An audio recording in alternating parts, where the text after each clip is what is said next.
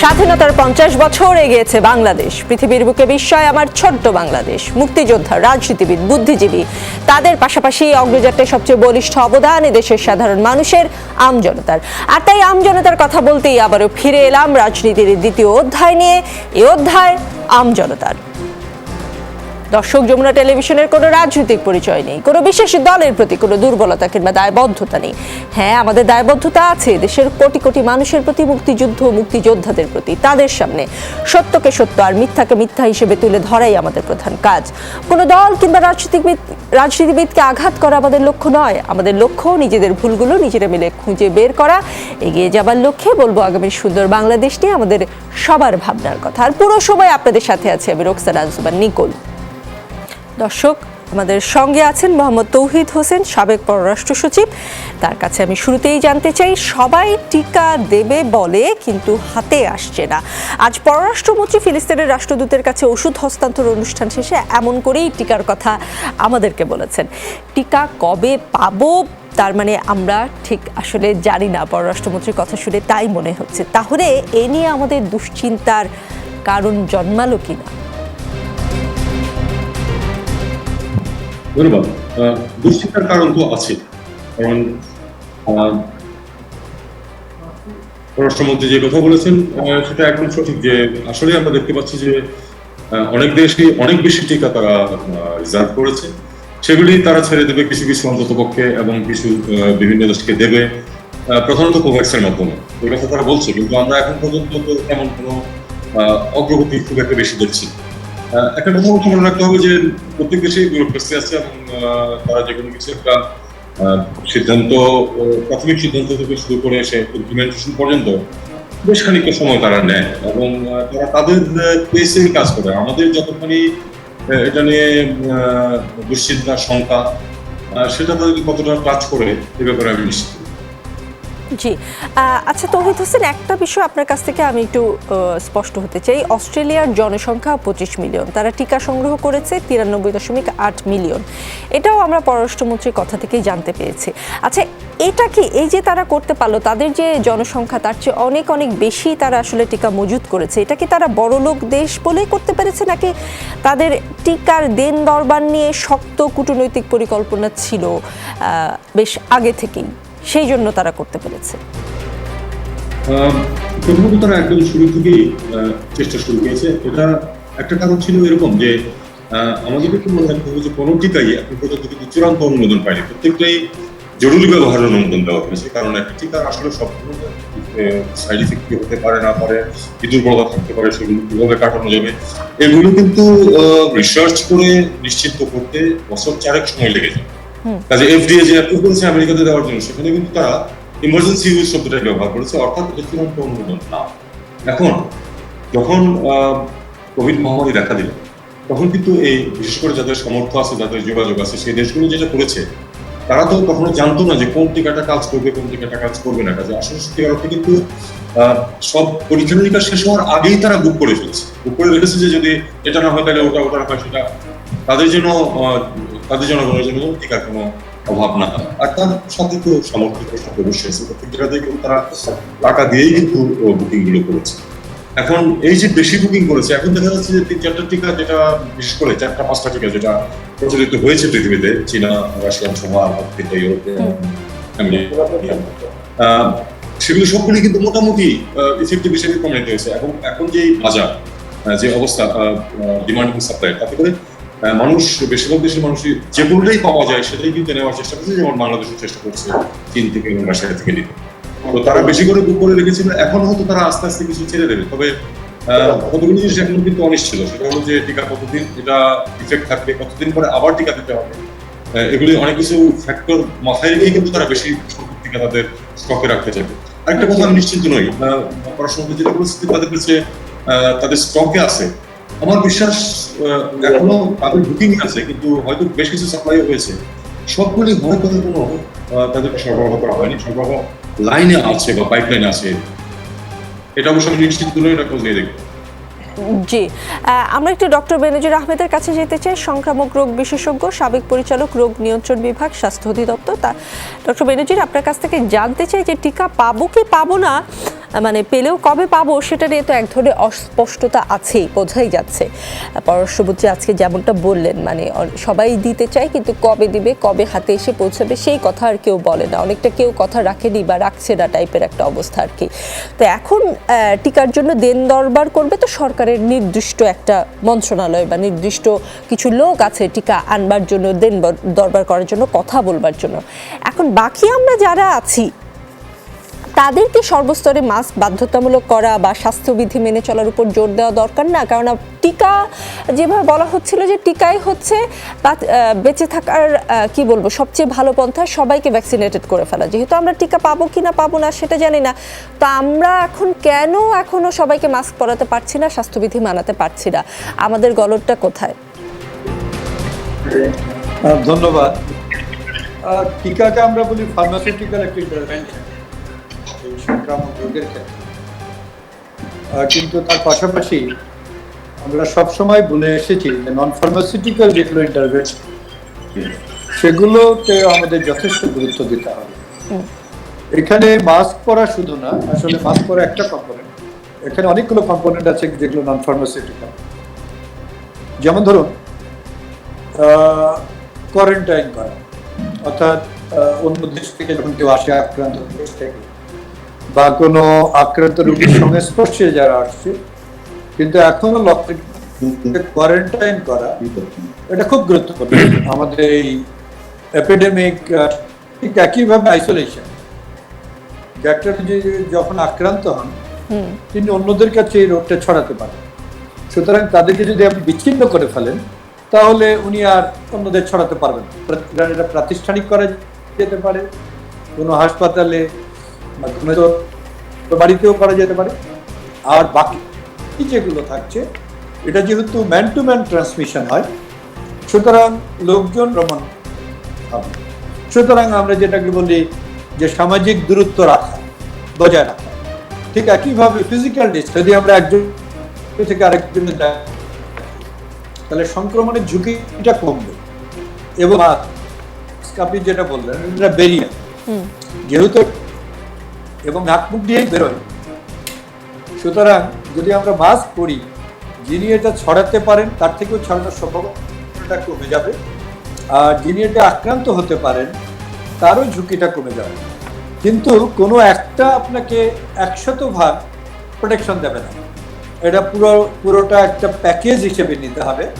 একদিকে যেমন সোর্স যেটা, সেটাকে আপনার আলাদা করে ফেলতে হবে, তো দোকান থেকে যেন না ছড়ায়। আবার 2-1% পারবে ওই জায়গাগুলোতে বেরিয়ে তৈরি করা, যাতে এটা ওখান থেকে আসলেও কেউ যেন, যেটা আপনি বলছিলেন সেটাকে আমরা এইভাবে বলতে চাই, আমরা টিকা নিশ্চয়তা নেই, এটা একটা ফার্মাসিউটিক্যাল ইন্টারভেনশন, কিন্তু আমাদের নন ফার্মাসিউটিক্যাল ইন্টারভেনশন গুলো নিয়ে অনেক দিন আপনি মনে রাখতে হবে, আমাদের 17 কোটি মানুষ, 13 কোটি লোককে টিকা দিতে চায়। 2021 সালে সম্ভব না, 2022 সালে কতটুকু হবে বলার বিষয়। সুতরাং আগামী নরমাল 1.5 বছর আমাদেরকে এই নন ফার্মাসিউটিক্যাল ইন্টারভেনশন গুলো খুব ভালোভাবে মানতে হবে। এখানে সরকারেরও দায়িত্ব আছে, জনগণেরও দায়িত্ব আছে। ডক্টর বেনজির, তাই তো, যেহেতু আমরা টিকা কবে পাবো কি পাবো না তার নিশ্চয়তা নাই, যুদ্ধে তো আমাদের টিকে থাকতে হবে, আমরা নিশ্চয়ই সবাই একটা মহামারীতে মরে যেতে পারি না। কাজেই বাংলাদেশের মানুষের এখন টিকা ছাড়া বাকি যে অস্ত্রগুলো আছে সেগুলোকে আসলে মনে হয় শক্তপোক্ত করা দরকার, সেটা আপনার কথা থেকেও তাই মনে হলো। আমি একটু খুলনায় যেতে চাই এই কারণে, খুলনায় যেতে চাই ডাক্তার মেহেদি নেওয়াজের কাছে। তিনি সমন্বয়ক করোনা প্রতিরোধ ও চিকিৎসা ব্যবস্থা কমিটি খুলনার, তিনি সমন্বয়ক। তো তার কাছে যেতে চাই কেননা খুলনার একটা খবর চোখে পড়লো বেশ, এবং সারাদিন যমুনা টেলিভিশনেও এটা অনেকবার প্রচারিত হয়েছে, সিট খালি নেই, হাসপাতালে সাইনবোর্ড টানিয়ে দেওয়া হয়েছে। এখন তাহলে খুলনাবাসীর করোনা হলে যাবে কই, করবে কি? ধন্যবাদ আপনাকে, এবং আমি আপনাকে আপনার মধ্যে সকল দর্শকদের ধন্যবাদ জানাই। প্রথমেই বলছি যে আসলে মিসকোট করা হয়েছে, বিষয়টা এরকম নয়। আমাদের 100 বেডের করোনা হসপিটাল, ডেডিকেটেড হসপিটাল, এই হসপিটালের 100 বেড পরিচালনা করতে গিয়ে যে জনবল লাগে, যে লজিস্টিক সাপোর্ট লাগে, সবটাই আমাদের আছে।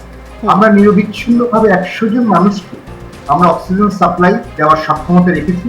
আমাদের 10টি 20টি আইসিইউ বেড এবং 30টি এইচডিইউ সহ সকল ব্যবস্থাই ছিল, যেটা এই 100 বেডে।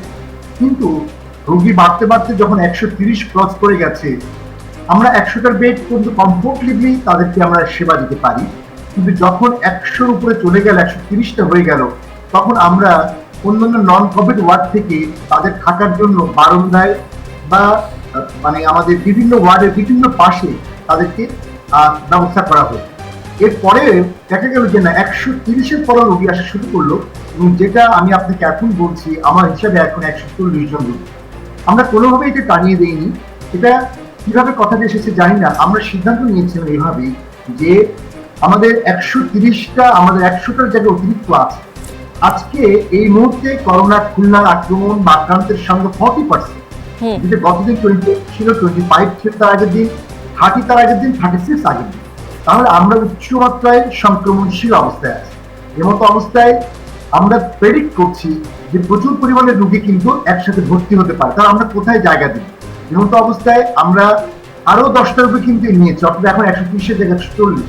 মানুষকে আমরা ফেরত দেইনি, কিন্তু মানুষ বারান্দায় তার কি বলে কোনো কিছুর পাশে কোনো রকম একটা জায়গা নিয়ে অবস্থান করছে, যেটা অত্যন্ত দুর্ভাগ্যজনক। এবং দেখতে চিকিৎসা সেবা দিতে আমাদের চিকিৎসকদেরকে গরদঘর্ম হতে হচ্ছে, এবং সেই সাথে যারা চিকিৎসা সেবা পাবেন সেই সকল রোগীদেরও চিকিৎসা সেবা কিন্তু আমাদের ওইভাবে দেওয়া সম্ভব নয়।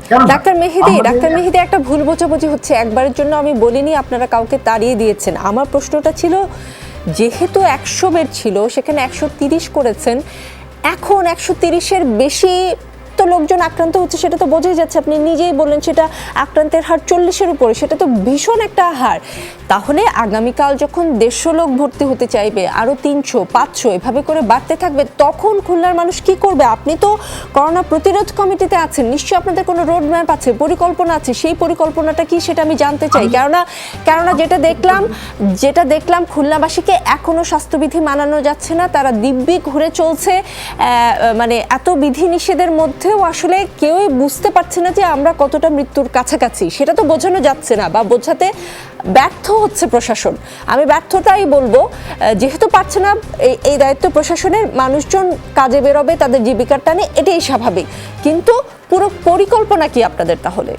আমি তাকে বলছি, পরিকল্পনাটা আগামীকালকে জরুরি ভিত্তিতে খুলনা বিভাগ জেলার করোনা প্রতিরোধী যে কমিটি আছে তার মিটিং ডাকা হয়েছে, এবং আগামীকালকে আমরা সকলে মিলে আমরা আরো একটি হসপিটালকে নিতে হবে, কারণ খুলনা মেডিকেল কলেজ হসপিটালে আমরা যেটা নিয়েছি এর বাইরে জায়গা দেওয়ার সম্ভব নয়।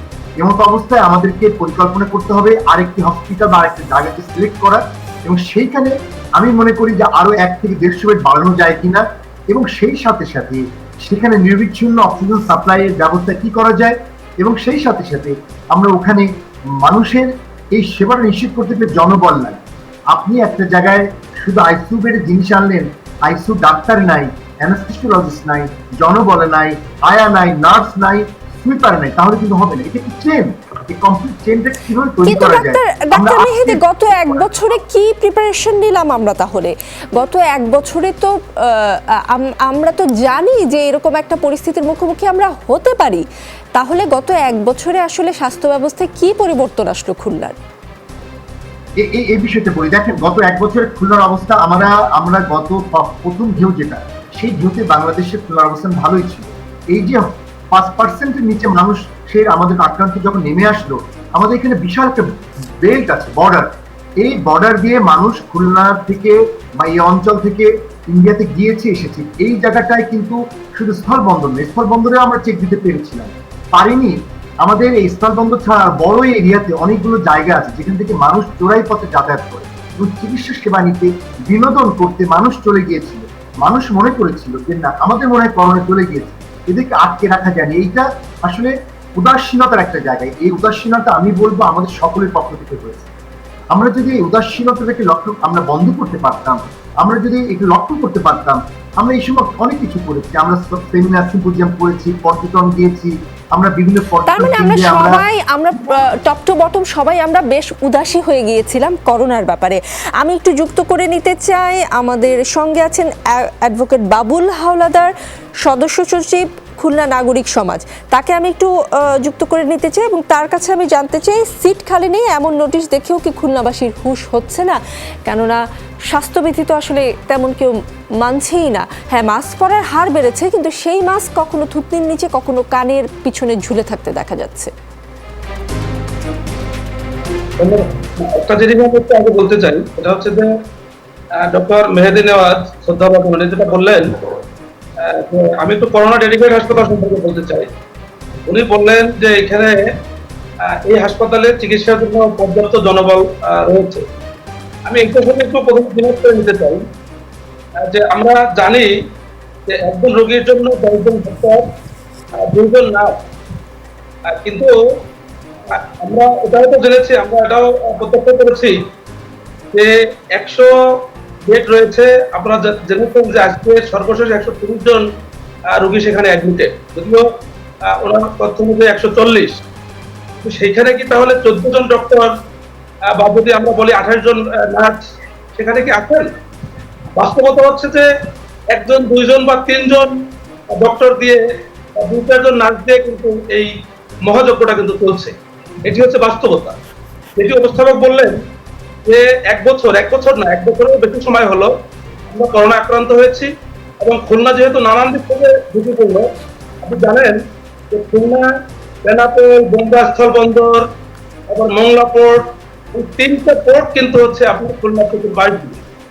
সেই ব্যাপারে যদিও ওনাদের কিছু করার নেই, সেটি সিভিল প্রশাসনের কাজ, কিন্তু এটিকে যেমন আমরা করতে পারলাম না এবং সেটা বিবেচনায় রেখে ওনাদের কোনো দায় নাই। ওনারা মেডিকেল কলেজ হসপিটালের ওনারা যারা রয়েছেন প্রশাসন, তাদের কোনো দায় নেই, তাদের সর্বোচ্চ চেষ্টাটা রয়েছে। বাস্তবতা হচ্ছে দুর্ভাগ্যজনক যে আমরা এতদিন বসে একটি বিভাগীয় শহর খুলনা এবং এত বড় একটা ভানারাবল জায়গা, সেখানে আমরা আলাদা একটা করোনা ডেডিকেটেড হাসপাতাল করতে পারি নাই। খুলনা হসপিটালেরই একটা ওয়ার্ডের ভিতরে এটি করা হয়েছে এবং আজও পর্যন্ত একটি অক্সিজেন প্ল্যান্ট স্থাপন করা যায় নাই। সেখানে হচ্ছে আবার অপারেশন থিয়েটার থেকে একটি পাইপ দিয়ে যেটা প্রায় 0.5 কিলোমিটার দূরে, সেখানে কিন্তু অক্সিজেন নেওয়া হচ্ছে। ইতিপূর্বে মেশিন এসেছে, বিভিন্ন করে বলছেন যে ওইটার জন্য ঘর ভবন না হলেও ওটা যে অবস্থা আছে ওটাকে কিন্তু স্থাপন করে অক্সিজেন সাপ্লাই দেওয়া যায়, উৎপাদন করা যায়, কিন্তু সেই দিকটাও কিন্তু আমরা দেখি না যে কোনো আন্তরিকতা আছে।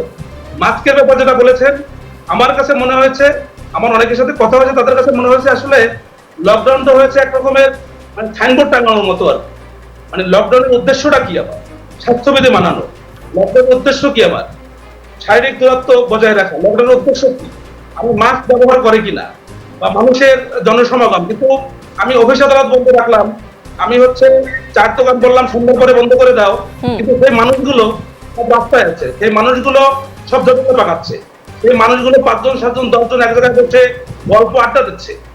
এই জায়গাটা যদি প্রশাসন হাত না দেয় তাহলে তো আসলে লকডাউনের উদ্দেশ্য তাহলে মানুষ মাঠে মরার যে কায়দাটা আর কি। আমি লকডাউনের নামে আমি মানুষের উৎপাদনের জায়গা, মানুষের আয়ের জায়গা। আপনার কথা মনে হচ্ছে অ্যাডভোকেট বাবুল হাওলাদার, আপনি কি সবকিছুতে এক ধরনের কোনো ধরনের সমন্বয়ের অভাব দেখছেন?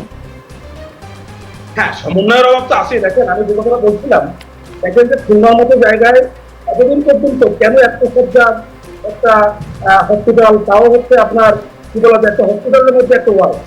দেখেন একটা জিনিস, শুধু হচ্ছে এতদিন বসে অক্সিজেন প্ল্যান্ট কেন হলো না? আপনার এই প্রশ্নের উত্তর নিশ্চয়ই ডাক্তার সাহেব মেহেদী নেওয়াজ সাহেব দিবেন, তার কাছ থেকে জানতে চাবো। তবে আমি একটু নওগাঁ যেতে চাই। নওগাঁয় আমাদের সাথে আছেন doctor Abu Hanif, civil surgeon Naogaon. তার কাছ থেকে আমি না, তিনি সংযুক্ত হননি। আমি তাহলে অ্যাডভোকেট ডিএম আব্দুল বারী আছেন, সভাপতি 21শে পরিষদ নওগাঁ, তার কাছ থেকে আমি একটু জানতে চাই। লকডাউন তুলে দিয়ে বিশেষ বিধিনিষেধ আরোপ করা হয়েছে। হ্যাঁ, নওগাঁতে 9 জুন সংবাদ বিজ্ঞপ্তিতে জেলা প্রশাসক হারুনুর রশিদ বলেছেন যে 7 দিনের আংশিক লকডাউন ও বিধিনিষেধ আরোপের কিছুটা সুফল আমরা পেয়েছি। আজ থেকে 7 দিন আগে করোনা সংক্রমণের হার যেখানে 25% উপরে ছিল, সেটা 8% কাছাকাছি নেমেছে। কিন্তু করোনা শনাক্তের হার কিন্তু আবারও 25% উপরে উঠে গেল। এবং আজকে যেটা খুবই মর্মান্তিক একটা খবর এসেছে, সেটা হচ্ছে শনাক্ত হওয়ার পরদিনই 8 মাস বয়সী এক শিশুর মৃত্যু হয়েছে নওগাঁয়। এই যে নওগাঁর এই অবস্থা, নওগাঁবাসীর কি হুঁশ ফিরেছে?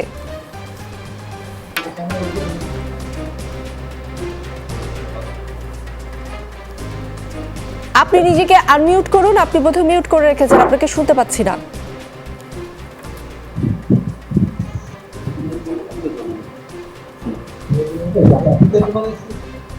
শুনতে পাচ্ছেন আমাকে? জি পাচ্ছি, প্লিজ বলুন। জি, ধন্যবাদ আপনাদের সবাইকে এবং যমুনা টিভিকে। আসলে আমাদের নওগাঁতে গতবারের যে করোনা ছিল, প্রথম যে ঢেউ, সেটা ছিল আমরা ঢাকা মুক্তি, ঢাকা থেকে কে আসছে বা চিটাগাং থেকে কে আসছে। আর এইবারের যে ঢেউটা সেকেন্ড ওয়েভ সেটা আমরা তাকে 4টি প্রান্তিক যে উপজেলাগুলো রয়েছে বা প্রান্তিক জেলাগুলো রয়েছে, যেটার সাথে ভারতের সংযোগ আছে। এই ভারত থেকে কিন্তু অনেকে আমাদের আসা যাওয়া আছে। আমাদের নওগাঁ জেলায় কয়েকটা থানা, পোস্টা, সাপাহার, কচুতলা, সরাসরি যোগাযোগ আছে, বর্ডার বেল্ট আছে, সঙ্গে চাঁপাইনবাবগঞ্জ একটা ডিস্ট্রিক্ট, সেই ডিস্ট্রিক্টের সাথে আমাদের সরাসরি ল্যান্ড যোগাযোগ রয়েছে। তো নানান ভাবে মানুষজন তার প্রয়োজনে, জীবন জীবিকার প্রয়োজনে যাতায়াত করে আসতে যাচ্ছে এবং এদিক থেকে সংক্রমণটা বেড়েছে।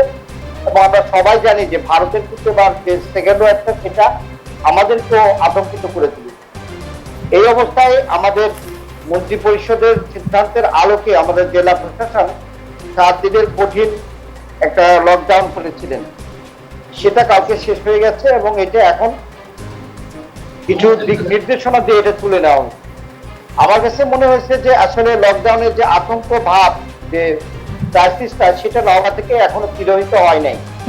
আমার ব্যক্তিগত বিবেচনায় আমি মনে করি যে এই লকডাউনটা আরো অন্তপক্ষে দিন তাতে সম্প্রসারিত করা গেলে ভালো হতো। এই লকডাউনে যেমন আছে সুবিধা, অসুবিধা তো সব বেশি আছে। এখন লকডাউনের সময় যেমন নিম্ন আয়ের মানুষ যারা খেতে খায়, তাদের কোনো সংস্থান আমরা করতে পারি নাই, বা প্রশাসনও করতে পারে না যে তাদের কোনো জীবন এবং জীবিকার সামান্যতম সহযোগিতা করার। তো সেদিক থেকে তাদের যেমন অসুবিধার দিকটা ছিল বা আছে, সঙ্গে সঙ্গে এই রাজশাহীর অবস্থাটা তো ভালো না, এখনো ভালো না। আর রাজশাহীর সাথে তো আমাদের যোগাযোগ রয়েছে, যদিও প্রশাসনের পক্ষ থেকে সেই যোগাযোগটা বন্ধ করে দেওয়া হয়েছে।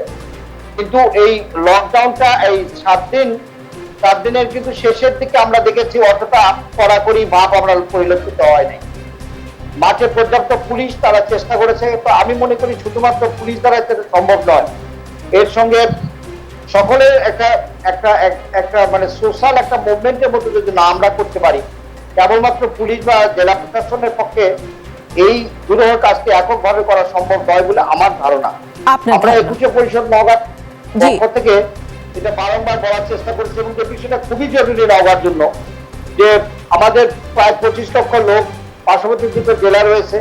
আমাদের কোনো এই যে RT-PCR ল্যাবের জন্য আমরা 2020 সালের জুন মাস থেকে মুভমেন্ট করে আসছি এবং এটার জন্য আমরা মাননীয় প্রধানমন্ত্রী বরাবর আমরা দরখাস্ত দিয়েছি সিভিল সার্জন এবং জেলা প্রশাসক মহোদয়ের মাধ্যমে। এটা কিন্তু এখনো আমরা পাই নাই এবং না পাওয়ার ফলে যেটা হচ্ছে নওগাঁ থেকে কতজন আসলে সত্যিকার অর্থে সংক্রমিত হচ্ছে, এই তথ্যটা বা এই ডাটাটা আমরা কিন্তু সঠিকভাবে পাচ্ছি না। সঠিকভাবে না পাওয়ার অন্যতম কারণ হচ্ছে বেশি সংখ্যক মানুষকে আমরা এখানে পরীক্ষা করার সুযোগই দিতে পারছি না। এই জন্য আমরা 21 পরিষদের ব্যানারে একটা জনদাবি এখন, যে নওগাঁ সদর হাসপাতালে গণপ্রজাতন্ত্রী বাংলাদেশ সরকারের মাননীয় প্রধানমন্ত্রী আমাদের একটা মেডিকেল কলেজ দিয়েছেন, যেটা কার্যক্রম শুরু হয়েছে। এর জন্য আমরা গভীরভাবে কৃতজ্ঞ। কিন্তু আজকের যে সময়, আজকের যে ব্যবস্থা এবং অবস্থা, এখানে অতি জরুরি হচ্ছে এখানে PCR ল্যাবটা স্থাপন করা। PCR ল্যাব স্থাপন করা।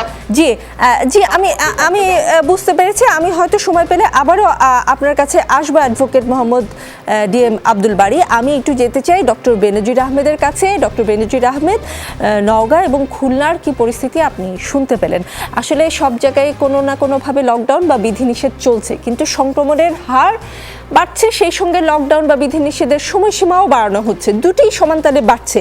কিন্তু কাজের কাজ খুব বেশি একটা কিছু হচ্ছে বলে মনে হচ্ছে না। কাজে বের না হলে খামুকি এই এক কথা বলে সবাই ঘর থেকে বের হয়ে যাচ্ছে, কিছুতেই লকডাউন আসলে কার্যকর করা যাচ্ছে না। খুবই স্বাভাবিক যে সবাই তো প্রথমে আসলে পেটের তাগিদে বের হবে, মানে কিন্তু তাদেরকে ঘরে রাখতে বা তাদেরকে নির্দিষ্ট সামাজিক দূরত্ব বজায় রাখতে বা তাদেরকে মাস্ক পরাতে আসলে যে ব্যবস্থাগুলো নেওয়া হচ্ছে, এই যে লকডাউন বিধিনিষেধ, হালকা পাতলা উদাসীনতা, এতে করে কি আসলে মানে মৃত্যু কমানো যাবে বা এইসব সীমান্তবর্তী এলাকার পরিস্থিতি কোনো ধরনের উন্নতি করা সম্ভব?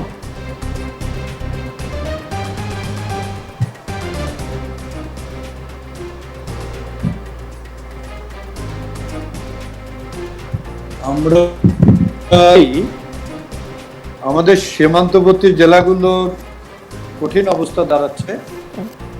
আমরা যেভাবে দেখছি তাতে করে এই এলাকাগুলো ব্যাপক লোক আক্রান্ত হবে বলে মনে হচ্ছে, এবং খুলনা হাসপাতালের যে ওখানকার সমন্বয়ক ডক্টর মেহেদি, ওনার আসলে উল্টো আতঙ্কিত হওয়া দরকার যে অবশ্যই পর্যাপ্ত চিকিৎসক নেই, অবশ্যই পর্যাপ্ত নার্স নেই, তাদের ওখানে ক্যাপাসিটি অনেক বাড়াতে হবে।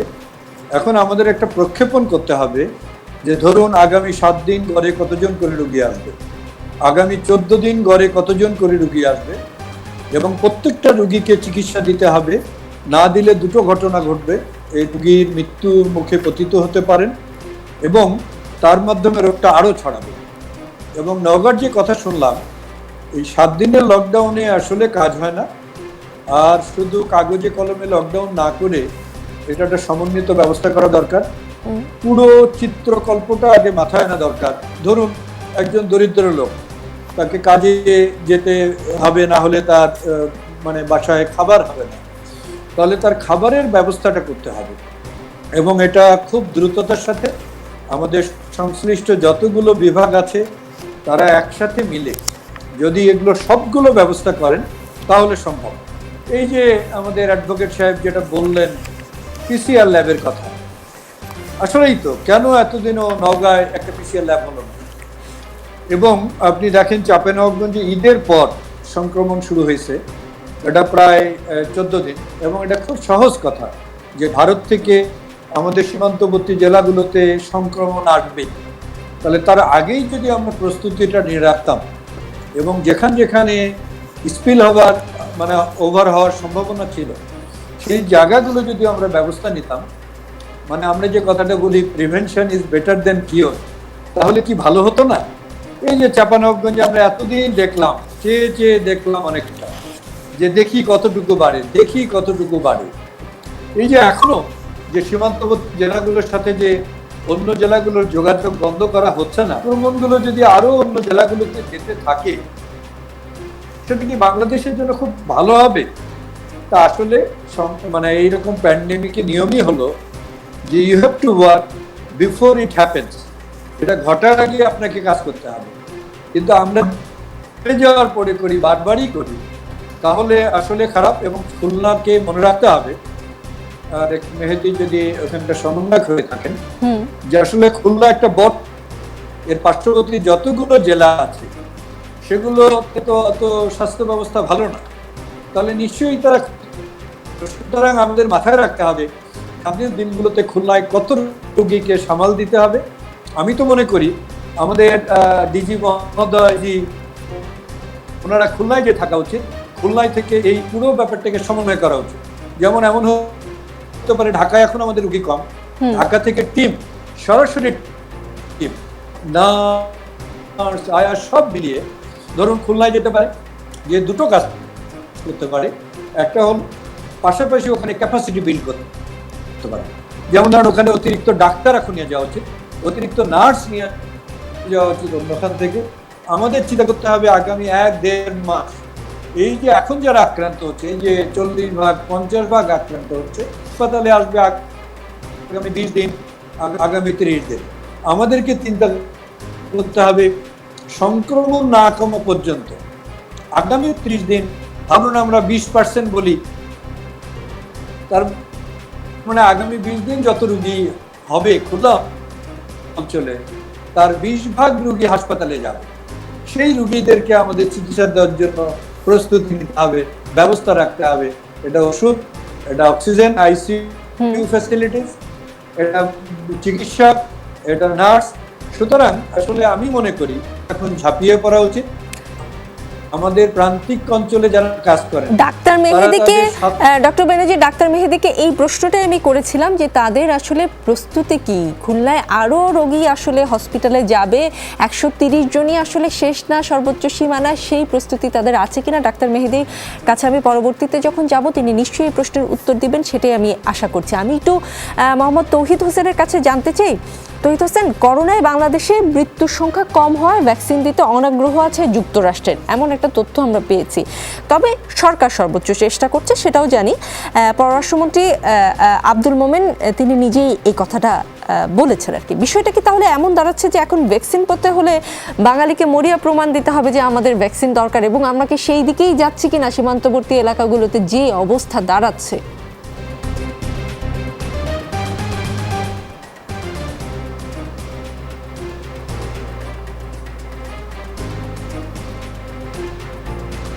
তৌহিদ হোসেন, আমি আপনাকে শুনতে পাচ্ছি না, আপনি কি মিউট করে রেখেছেন নিজেকে? আমার এখানে তো আনমিউট করার কোনো ব্যবস্থা আমি দেখতে পাচ্ছি না। এখন শুনতে পাচ্ছি তো আপনাকে। জি বলুন প্লিজ। শুনতে পাচ্ছেন? আমি কিছুই করিনি, আপনারাই করেছেন। আচ্ছা জি বলুন Anyway, প্লিজ। আমি যে পয়েন্টটা বলছিলাম আমি সেটা হলো যে আসলে মরিয়া প্রমাণের কথা যেটা বললেন, এটাকে খুব খারাপ শোনা যায় শুনতে, কিন্তু যারা যেসব দেশ থেকে ভ্যাকসিন দিচ্ছে, দেওয়া ঠিক ওই আমরা তো বুক করিনি কোথাও, আমরা চাচ্ছি যে ওর কাছ থেকে নিয়ে আসতে, তারা কিন্তু সার্বিকভাবে সমস্ত পৃথিবীতে তাকিয়ে দেখবে যে যাদের অবস্থা বেশি খারাপ তাদেরকে দেবে। এটা কিন্তু মানে এটা নিয়ে খুব আমাদের দুশ্চিন্তা করে কোনো লাভ নেই। আমাদের অবস্থা আসলে বেশি খারাপ, যেমন ভারত নিয়ে প্রথমে অত কথা ছিল না, কিন্তু ভারত যখন খুব খারাপ অবস্থা গেল তখন কিন্তু সমস্ত পৃথিবী থেকেই সবাই বলছে যে ভারতকে সাহায্য করা দরকার, ভারতকে পাঠানো দরকার ইত্যাদি ইত্যাদি। প্রথম অবস্থায় বরং ভারত কৃতিত্ব নিচ্ছিল যে তারাই সমস্ত পৃথিবীকে টিকা সরবরাহ করবে, সেটা তারা এমনকি আমাদের সাথে অঙ্গীকারবদ্ধ হয়েও পারেনি, সেটা বাদ দিন। কিন্তু এখানে কতগুলো জিনিস পাশাপাশি দেখতে হবে। ডাক্তার সাহেব যেটা বলেছেন খুবই সঠিক কথা, যে আসলে শুধু তো আপনি এটা ধরে নিতে পারেন যে এই বছরের মধ্যে আপনি অ্যাডিকুয়েট সংখ্যায় টিকা পাবেন না, যত চেষ্টাই করি না কেন আমরা, কারণ পররাষ্ট্র মন্ত্রণালয় চেষ্টা করে যাবে, অবশ্যই পররাষ্ট্রমন্ত্রী নিজেও চেষ্টা করবেন, কিন্তু এমন কোনো ব্যবস্থা নেই যার মাধ্যমে আমরা এবছরের মধ্যে অ্যাডিকুয়েট টিকা পেতে পারি।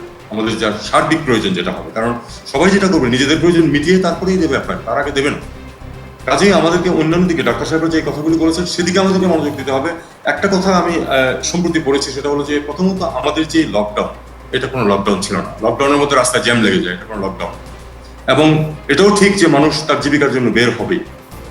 একটা সার্ভেতে দেখা গেছে আসলে এই ধরনের হাফ হার্টেড লকডাউনের চেয়ে যদি মাস্কটাকে ইমপ্লিমেন্ট করা যায় সেটা অনেক বেশি ইফেক্টিভ। 70% আপনার একদম ফসি সাহেব কিন্তু একদম প্রথমে বলেছিলেন যে যদি 70 থেকে 80% লোক মাস্ক ঠিক মতো ব্যবহার করে তাহলে এটাকে দমন করা সম্ভব, মানুষ বাকি 90% এটা থেকে সেফ হয়ে যাবে। অর্থাৎ আমরা যেহেতু একটা পারছি না, কাজে আমাদের অন্যদিকে নজর দিতে হবে। আর যেটা ওই অন্যান্য প্রস্তুতি যে প্রসঙ্গ উঠছিল সেটা হলো যে আমরা ব্যাটল এবং ওয়ারের মধ্যে আমরা তফাৎ বুঝি না।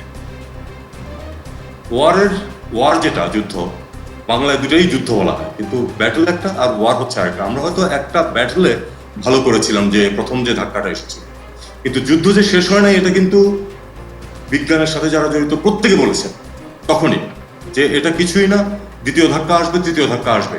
আমরা কিন্তু অনেক আনন্দে ছিলাম যে আমরা প্রথম ধাক্কা কাটিয়ে উঠতে পেরেছি এবং কৃতিত্ব নিতে ব্যস্ত ছিলাম সবাই। প্রয়োজন ছিল তখন প্রস্তুতি নেওয়া। কেন আজকেও পিসিআর ল্যাব নাই? আমার বদরের যুদ্ধের কথা মনে হচ্ছে। জি বললাম যে বদরের যুদ্ধের কথা মনে হচ্ছে। যুদ্ধ একটা শেষ হয়ে গেলেই শেষ, চূড়ান্ত বিজয় তো না। বদরের যুদ্ধ কি চূড়ান্ত বিজয় ছিল? উহুদের যুদ্ধ হয়েছে, খন্দকের যুদ্ধ হয়েছে, তারপরে মক্কা বিজয়ের প্রশ্ন এসেছে। কাজে আমাদেরকে ভুলে গেলে চলবে না যে এখানে শেষ হয়ে যায়নি, এটা থাকবে। এবং পরস্পরকে দোষারোপ করে লাভ নেই।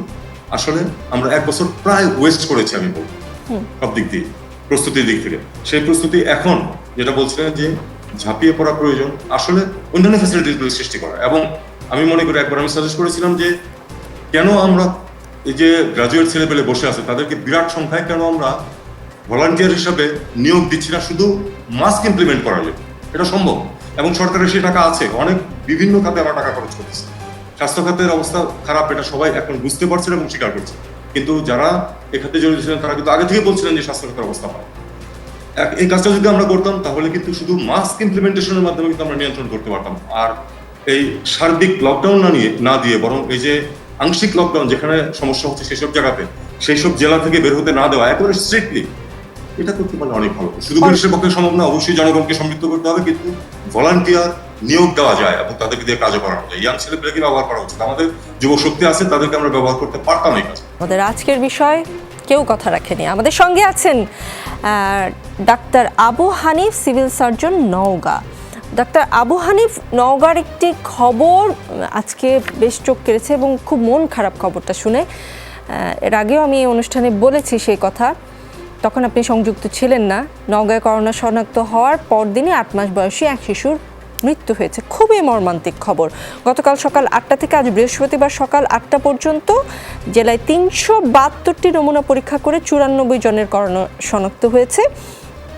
নমুনার বিপরীতে শনাক্তের হার 25.26%, যেটা আগের দিন ছিল 17.81%। এই যে পরিস্থিতি নওগাঁয়, এই পরিস্থিতির পরও আপনি এই আলোচনা যদি শুনেন বুঝতে পারবেন যে টিকা পেতে আমাদের দেরি হবে। আসলে কবে আমরা টিকা পাবো সবার জন্য সেটা এখনও আসলে নিশ্চিত নয়। সরকার থেকে আপ্রাণ চেষ্টা করা হচ্ছে, কিন্তু টিকাটা যেহেতু আমাদের হাতে নেই সেটা বিদেশ থেকে আনতে হবে। এই যে বাস্তবতা, এই বাস্তবতার সাথে এই যে মৃতের হার, শনাক্তের হার, মানুষজনের লোকজনের না মেনে চলার প্রবণতা, আপনার এলাকায় আপনারা আসলে কি ধরনের বার্তা দিচ্ছেন, কি ধরনের ব্যবস্থা নিচ্ছেন? আপনাকে অনেক ধন্যবাদ। আমাদের প্যানেলে আমার শ্রদ্ধাভাজন স্যার রয়েছেন, প্রফেসর বেনজির আহমেদ স্যার। আমি কি স্যারকে সালাম জানাচ্ছি, অন্যান্য যারা আছে তাদেরকেও সালাম এবং শুভেচ্ছা জানিয়ে, শ্রদ্ধা জানিয়ে আমি কথাগুলো একটু অ্যাড্রেস করতে চাচ্ছি। তো আমার নওগাঁ জেলার কথা যদি আমরা ধরি, সেটা হলো আমি কানেক্ট হওয়ার পরও আমি অন্যান্য বিজ্ঞ যারা কথা বলছিলেন আমি একটু ফলো করার চেষ্টা করছিলাম যে চাঁপাইনবাবগঞ্জে যখন লকডাউনে চলে যাওয়া হয় 25 মে, এই 25 মে থেকেই কিন্তু আমাদের নওগাঁ জেলার যে প্রশাসনিক এবং স্বাস্থ্য বিভাগীয় নিয়মিত কার্যক্রম যেটি চলমান ছিল, এটা কিন্তু ওই সময় থেকে আমরাও কিন্তু পদক্ষেপ গ্রহণ করি। পদক্ষেপ গ্রহণ তো প্রশাসনিক পদক্ষেপের অংশ ছিল, যেটা 25 মে থেকেই কিন্তু চাঁপাইনবাবগঞ্জ এবং রাজশাহীর সাথে নওগাঁ জেলার যে কানেক্টিভিটি, এটা কিন্তু বন্ধ করে দেওয়া হয় 25 মে থেকেই। তার মানে আমরা কিন্তু যে অপেক্ষা করছি যে চাঁপাইনবাবগঞ্জে কি হচ্ছে, ব্যাপারটা কিন্তু ঠিক সেরকম ছিল না। আমরা ফরমাল লকডাউনে এসেছি দুটো জায়গাতে 3 তারিখে, জুন মাসের 3 তারিখ থেকে 9 তারিখ পর্যন্ত, এটা ঠিক। কিন্তু আমাদের কাজ কিন্তু চাঁপাইনবাবগঞ্জে যখন লকডাউন শুরু হয় তখন থেকে কিন্তু কাজটা শুরু হয়ে গেছে, যেটা হলো যে চাঁপাইনবাবগঞ্জ এবং রাজশাহী থেকে কোনো যাত্রীবাহী কোনো গাড়ি ফিডার রোড পর্যন্ত যেগুলো ছিল সেগুলো কিন্তু সিল করে দেওয়া হয়েছে এবং পুলিশ কিন্তু সেখানে ভালো কাজ করেছে, পুলিশ এবং প্রশাসন সেখানে ভালো কাজ করেছে। ওই সময় থেকেই কিন্তু আমরা ফরমাল লকডাউনে যাওয়ার আগেই যে চাঁপাইনবাবগঞ্জের সাথে যে নওগাঁর যে নিয়ামতপুর উপজেলা যেটা ছিল, সেই জায়গার কিন্তু আমাদের যে শ্রীমন্তপুর ইউনিয়নের মধ্যপাড়া গ্রাম, যেখানে আমাদের কেস পজিটিভিটি রেট একটু বেশি ছিল, ওই গ্রামটা কিন্তু ফরমাল লকডাউনের আগেই আমরা কিন্তু সেখানে লকডাউন করে দিই, প্রশাসনের তরফ থেকে এটা করা হয়েছে। তো কাজে কাজে আমাদের যে ফরমাল লকডাউন এটা 3 তারিখ থেকে বলা হলেও যে অ্যাকচুয়ালি ডাক্তার আবু হানিফ, আমার প্রশ্নটা কিন্তু সেটা ছিল না। আপনি বলেছেন আপনারা কি কি করেছেন, কিন্তু পরিসংখ্যান কি তাই বলছে? গতকালকেও ছিল যে শনাক্তের হার, আজকে তা বেড়ে গেছে, 17 থেকে 25-এ চলে এসেছে। হতে পারে আপনারা অনেক কিছু করেছেন, কিন্তু সংক্রমণ কিন্তু কমেনি, কাজে কার্যকর কিছু হচ্ছে না। সেটা যদি বুঝতে পেরে থাকেন, আসলে এখন কি করবেন সেটাই আমি জানতে চাচ্ছি। না না না না, আমি আপনাকে একটা কথা বলি, তথ্যগুলো আমাদের মনে বিভ্রান্তিকর তথ্য উপস্থাপন হলে একটু সমস্যা হয়ে যায়।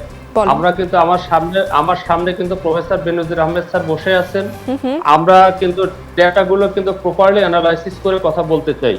আমাদের হাতে এই মুহূর্তে 2 ধরনের পরীক্ষা আমরা করি, সেটা হলো একটা হলো অ্যান্টিজেন টেস্ট আর একটা আরটিপিসিআর। অ্যান্টিজেন টেস্ট যেটা, এটা হলো রিয়েল টাইম ডাটা, সেটা হলো আজকে যে পরীক্ষাটা আমি করলাম আজকে ডাটাটাই আমার হাতে আছে, কিন্তু আরটিপিসিআর এর ডাটাটা কিন্তু ফিউ ডেজ ব্যাক, মানে 2-1 দিন আগের ডাটা। কাজে কাজে আপনি গতকালকে যেটা ছিল, আপনি কারেক্ট বলেছেন, 372 জনের বিপরীতে 94 এটা পজিটিভ ছিল, সেই হিসাবে 25.26% পজিটিভিটি। আবার যদি আমি আজকেরটা আপনাকে বলি, তাহলে রাইট টুডে আজকে আমার হাতে ডেটা হলো 309 এর বিপরীতে হলো 64। 309 জনের মধ্যে 64 জন করোনা শনাক্ত, সেটা কি অনেক বড় একটা সংখ্যা নয় নওগাঁর মতো একটা জায়গায়? না, আমি বড় সংখ্যা মানছি। আমি পজিটিভিটির কথা আপনারা যেটা বলছেন, গতকালকে শনাক্তকৃত সংখ্যা ছিল 94, আজকে সেই ক্ষেত্রে কিন্তু শনাক্তকৃত সংখ্যা হলো 64 এবং কেস পজিটিভিটি রেট কিন্তু এভারেজ 20.71। এই ডেটাগুলোর কথা আমি বলছি, this small size of sample never indicates the actual picture. এটা স্যার অবশ্যই একমত হবে। আমি যদি শুধু তবে 64 জনের কথা বলি বা আমি যদি বলি 64 জন বা বলি কতজন ছিল 94 জন, সেটা তো নওগাঁর মতো একটা জায়গার জন্য খুব একটা মানে কম সংখ্যা না। আমার মনে হয় আরো বেশি, আমরা যতটুকুই সচেতন আছি, খুব বোঝা যাচ্ছে আপনারা সচেতন আছেন, কিন্তু আরো মনে হয় সচেতন হবার সময় এসেছে। যেটা তৌহিদ হোসেন বললেন, যেটা ডক্টর বেনজির আহমেদ বললেন, যেই লকডাউন যেই বিধিনিষেধ চলছে সেটা আসলে পর্যাপ্ত না, আমরা সবাই মিলে আসলেই সিরিয়াস হতে হবে। আমাদের সঙ্গে মাধব দত্ত আছেন, পরিচালক স্বদেশ, সাতক্ষীরা থেকে তিনি যুক্ত হয়েছেন। সাতক্ষীরার অবস্থাটা তার কাছ থেকে আমি একটু বুঝতে চাই। সাতক্ষীরা সীমান্তবর্তী এলাকার অবস্থাও খুব ভালো না। আমার কাছে যে তথ্য আছে, গতকাল সকাল 8টা থেকে আজ সকাল 8টা পর্যন্ত জেলার 95 জনের নমুনা পরীক্ষা করে 48 জনের করোনা শনাক্ত হয়েছে।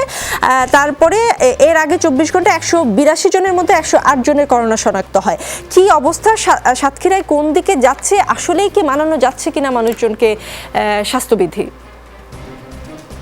ধন্যবাদ যারা যুক্ত হয়েছেন এবং আপনাদেরকে। সাতক্ষীরার অবস্থাটা তো আপনারা ইতিমধ্যে জেনেছেন। সাতক্ষীরা আসলে এখন একটি হট স্পট এবং রেড স্পট। তার কারণ হচ্ছে দুইটা কারণ। একটি হচ্ছে আমাদের সীমান্তবর্তী জেলা এবং আমাদের বোমরা বন্দর, স্থল বন্দরটি একেবারে আমাদের সাথে। ফলে এখানে কিছু ভারতীয় মানুষ অবৈধভাবে যাতায়াত করেন এবং সেটা কারণেই কিন্তু ভারতীয় ভ্যারিয়েন্ট ছড়িয়েছে, এটা আমরা বিশ্বাস করি। দ্বিতীয় যে বড় কারণটি সেটি হচ্ছে সাতক্ষীরাতে কিছুদিন আগে ঘূর্ণিঝড় যশ এর প্রভাবে বিভিন্ন উপকূলীয় অঞ্চল ভেঙে যায়। ভেঙে যাওয়ার ফলে এখানে হাজার হাজার মানুষ স্বেচ্ছাশ্রমের মধ্য দিয়ে তারা কিন্তু ভেড়ি বাঁধতে কাজে লাগে এবং সেখানে কিন্তু একটা ফ্রি মিক্সিং হয়ে গেছে এবং সেখান থেকে এই ভ্যারিয়েন্টটা ছড়িয়েছে আরো বেশি। আজকের দিনে সাতক্ষীরাতে সমস্ত হাসপাতাল মিলিয়ে 549 জন মানুষ কিন্তু চিকিৎসা নিচ্ছে এবং আজকে সকালে করোনা উপসর্গ নিয়ে 4 জন মারা গিয়েছেন। সবচেয়ে যে বড় কথাটি সেটি হলো, আমরা আগে বলতাম যে না, দরিদ্র মানুষের করোনা হচ্ছে না, কিন্তু আজকে একজন দিন মজুরও কিন্তু করোনা নিয়ে মারা গেছেন। সেটি হচ্ছে একটা বড় জিনিস। তার মানে কি কমিউনিটি পর্যায়ে কিন্তু এটি এফেক্ট হচ্ছে। আর একটা বড় জিনিস যেটা আমার নজরে এসছে সেটি হচ্ছে বহু মানুষ, আমাদের গ্রামেও দেখেছি আমি, তারা গোপনে ফার্মেসি থেকে ওষুধ কিনে বাড়ি চিকিৎসা প্রশাসনকে জানাচ্ছেন না এবং হসপিটালে চিকিৎসা নিচ্ছেন না। এটা যদি হয় তাহলে কিন্তু এই সংক্রমণ আরো ছড়াবে, আরো বাড়বে। এখানে কিন্তু প্রশাসনের সজাগ দৃষ্টি নেওয়া খুব জরুরি হয়ে পড়েছে। আর একটা বিষয় আমি আলোচনা করতে চাই, আমরা ফার্স্ট ঢেউ যখন মোকাবেলা করেছিলাম, আমরা এনজিওরা খুব উৎসাহিত ভাবে মাঠে ছিলাম এবং ব্যাপক প্রচারণা এবং সহায়তার দিকে আমরা হাত বাড়িয়েছিলাম। এই দ্বিতীয় ঢেউতে কিন্তু আমরা সেটা দেখছি না। কারণ কি আমি জানি না এবং প্রশাসন কিন্তু এনজিওদেরকে সেইভাবে এখনো আহ্বান করে নাই যে তারা তাদের ভলেন্টিয়ার নিয়ে তারা মাঠে কাজ করে। কারণ যে কথাটি এর আগেও অনেকে বলেছেন যে আমাদের মাস্ক ব্যবহার এবং স্বাস্থ্যবিধি মানার যে ব্যাপারটা, সেটা কিন্তু এখনো সাতক্ষীরাতে হচ্ছে না সম্পূর্ণভাবে। বিভিন্ন বাজারে আমার মনে হয় মাধব দত্ত এখন সময় এসেছে, কেউ আসলে এনজিওরা সরকার ডাকবে তারপরে কাজ করবে সেই অপেক্ষা করার মতো সময় বোধহয় আমাদের হাতে নেই। যার যা আছে তাই নিয়ে আসলে ঝাঁপিয়ে পড়া ছাড়া খুব বেশি একটা সুদিন আসবে বলে মনে হচ্ছে না। ডক্টর বেনজির আহমেদের কাছে যেতে চাই এবং তার কাছ থেকে জানতে চাই, বঙ্গভ্যাক্স মানে যেটা এতদিনে বাংলাদেশের নিজেদের ভ্যাকসিন হতে পারতো, 5 মাসেও বিএমআরসি মানবদেহে ট্রায়ালের অনুমতি দিল না, যা 3 মাসে মানে হ্যাঁ অথবা না কিছু একটা জানানোর কথা। এটা কি আসলে স্বাভাবিক প্রক্রিয়া নাকি আন্তর্জাতিক কোনো চাপ থাকতে পারে যে তোমরা গরিব দেশ, তোমাদের ভ্যাকসিন বানানোর দরকার নাই, তোমরা আমাদের কাছ থেকে কিনবা, এত বড় হওয়ার কি দরকার? নাকি আমাদের দেশীয় আমলাতান্ত্রিক ও রাজনীতি মার ব্যাচে পড়ে গেল? কি মনে হয় বঙ্গভ্যাক্সের ভবিষ্যৎ নিয়ে আমরা কি করলাম? একটা বিষয় আপনার ভবিষ্যৎ তেমন দেখা যাচ্ছে না, আসলে টিকা আদৌ আর আসবে কিনা। এখানে যে আন্তর্জাতিক চাপ আছে তা বলা যাবে না, বরঞ্চ আমাদের বাংলাদেশে প্রথম থেকে যেটা হচ্ছে কোভিড নিয়ে, সেটা হচ্ছে কিছু আমলাতান্ত্রিক একটা জটিলতা, আমলাতান্ত্রিক দীর্ঘসূত্রিতা, এইটা একটু বেশি পেয়ে বসেছে। এটা শুধু বঙ্গভ্যাক্সের ব্যাপার না, অনেকগুলো ভ্যাকসিন ট্রায়াল হতে পারতো বাংলাদেশে, তাহলে বাংলাদেশ ভ্যাকসিনের দাবিদার হতে পারতো স্ট্রংলি। কারণ যখন কোনো দেশে ট্রায়াল হয় তখন একটা নৈতিকতা থাকে যে সেই দেশের মানুষকে কিছু হলেও সেই কোম্পানি বা সেই দেশটা টিকা দেবে। আমরা অনেকগুলো চান্স মিস করেছি, এক্ষেত্রেও তাই। এক্ষেত্রে দুটো জিনিস শোনা যাচ্ছে। একটা হলো যে তারা প্রাইমেটে যে একটা ট্রায়াল দেওয়ার কথা সেই স্টেপটা তারা করেনি বলে আমাদের বিএমআরসি এইটা সম্বন্ধে কোনো সিদ্ধান্ত দিতে পারছে না।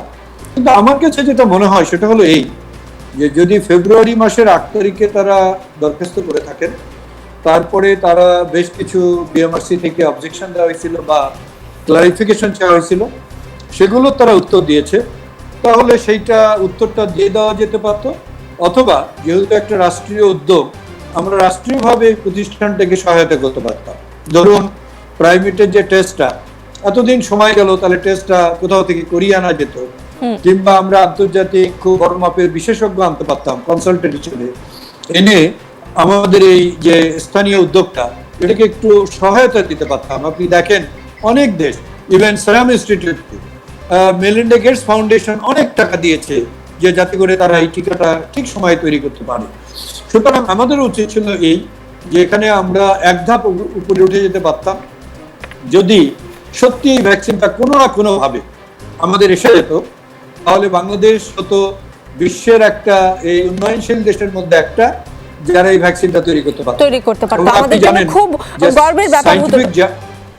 ডক্টর বেনজির আহমেদ, সায়েন্টিফিক জার্নালে উঠেছে যে ওখানে যে মানে অ্যানিমালে করেছিল, সেখানে কিন্তু দা effectiveness was very good.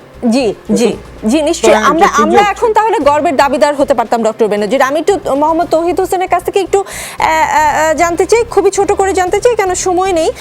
একসময় তো বাংলাদেশের বিভিন্ন টিকা তৈরির সক্ষমতা ছিল, কিন্তু বিশ্ব স্বাস্থ্য সংস্থার পরামর্শে আমাদের টিকা উৎপাদন কার্যক্রম বন্ধ করে দেওয়া হয়। আপনিও এটা নিয়ে লেখালেখি করেছেন। এই মহামারীতে যখন আমরা ভ্যাকসিন নিয়ে হাপিত্তেশ করছি, আমাদের নিজেদের ভ্যাকসিনও কিন্তু ট্রায়ালের অনুমতি পাওয়ার জন্য হাপিত্তেশ করছে। এটার পিছনে কূটনীতি কি?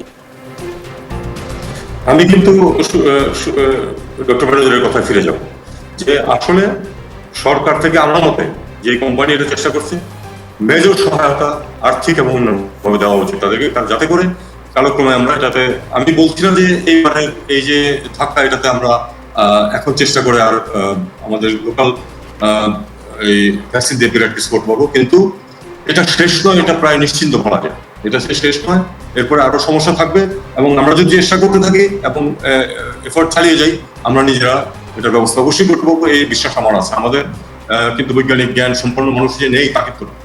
এই এফোর্টটাকে সার্বিকভাবে, সামাজিকভাবে এবং রাষ্ট্রীয়ভাবে সহায়তা দিতে হবে। আর যেটা পাওয়ার ব্যাপারে সেটা নিয়ে তো আমরা অলরেডি কথাবার্তা বলেছি, যে আসলে খুব তাড়াতাড়ি খুব বেশি সংখ্যক পাওয়া যাবে তা না।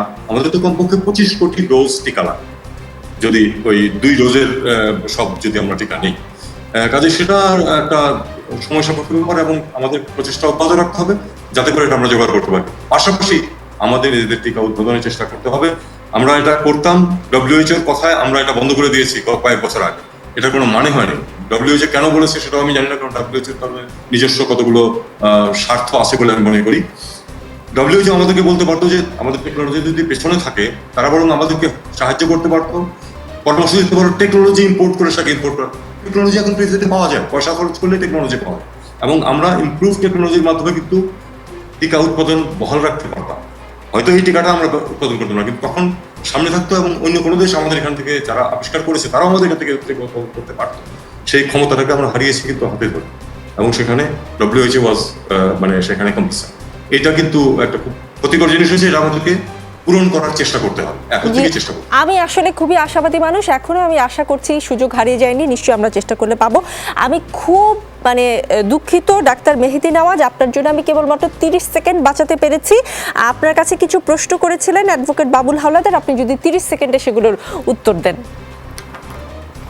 ধন্যবাদ। আমি যে কথা বলছি সেটা হচ্ছে, আমরা গত 4 তারিখে লকডাউন দিয়েছিলাম বা কঠোর বিধিনিষেধ জারি করেছিলাম, আগামীকাল সেটা শেষ হচ্ছে, এবং আমরা দেখেছি এটা খুব বেশি কাজ করেনি। এমতো অবস্থায় আমরা আগামীকালকে আবার খুব জরুরি মিটিং এ বসছি এবং কতগুলো প্রস্তাব নিয়ে বসছি। প্রস্তাবগুলো একটা হচ্ছে যে কোনো মূল্যে আমরা স্বাস্থ্যবিধি মানার জন্য কঠোর আমরা লকডাউন হতে পারে, বা আরো বেশি কিছু হলে সেটা হতে পারে।